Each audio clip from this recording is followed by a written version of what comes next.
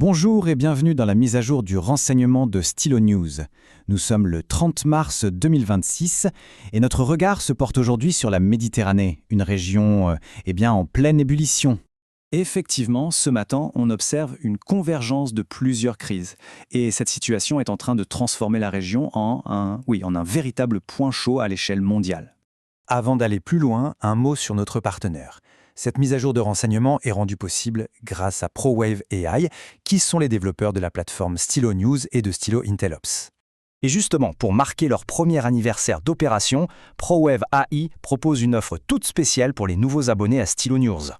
Alors notez bien, il suffit d'utiliser le code STYLO sur le site www.stylonews.com. Attention, l'offre est valable jusqu'à la fin du mois de mars et elle est limitée aux 250 premiers abonnés. Alors, revenons à notre sujet. Au cours des 2 dernières semaines, 3 événements majeurs qui semblent distincts au premier abord ont réellement fait grimper l'attention. La question c'est, comment sont-ils liés? C'est ce que nous allons voir.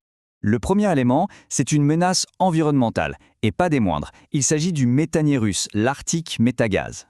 Certains médias, comme Antena 3, CNN, l'ont même qualifié de bombe à retardement. Si on regarde la chronologie des faits, tout a commencé début mars. Le navire a été attaqué puis abandonné. Et depuis, ce navire endommagé dérive depuis des semaines, ce qui représente évidemment un énorme risque à la fois pour la navigation et pour l'environnement. Mais ce n'est pas tout. En parallèle, on assiste à une crise humanitaire très grave. Les chiffres officiels sont alarmants.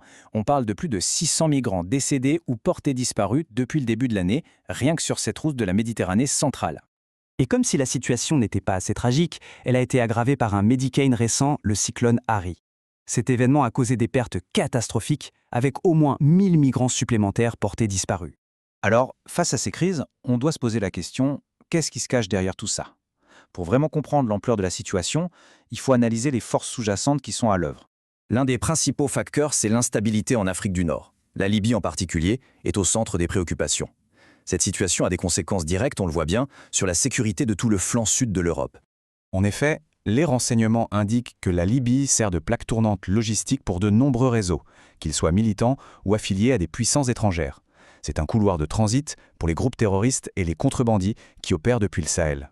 À cela s'ajoute une autre dimension, les tensions qui émanent du Moyen-Orient. Elles augmentent la pression sur les routes énergétiques en Méditerranée, ce qui bien sûr affecte la posture navale de l'OTAN et force les nations européennes à réagir.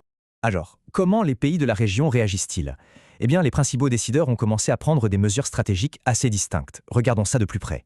On a d'un côté la France, qui met l'accent sur sa présence militaire pour sécuriser les routes énergétiques, de l'autre, l'Italie, qui avance sur une législation pour un blocus naval. C'est une approche qui, sans surprise, suscite l'inquiétude des Nations Unies qui rappelle l'importance de respecter le droit international.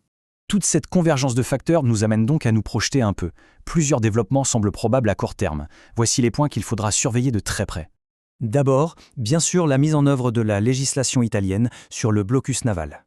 Ensuite, le sort de l'Arctic Méthagaz, qui reste une source de tension potentielle. Il faudra aussi garder un œil sur la pression à la frontière sud de la Libye. Et enfin, on peut s'attendre à des déploiements navals continus de l'OTAN et de l'UE. Tout cela nous mène donc à la question centrale pour les semaines à venir. Quels sont les événements les plus probables alors que toutes ces crises environnementales, humanitaires et géopolitiques s'entrecroisent et s'alimentent les unes les autres? C'est une question complexe. Pour une analyse vraiment complète de ces tendances, on vous invite à écouter notre format long, le bulletin Stylo News Intel Update. Il est disponible sur votre chaîne d'écoute habituelle ou via le lien dans cette publication. Merci d'avoir suivi cette mise à jour. Pour un suivi continu de l'actualité mondiale, avec des analyses alimentées par l'intelligence artificielle, rendez-vous sur notre site web www.stylonews.com pour vous abonner. Merci de votre attention.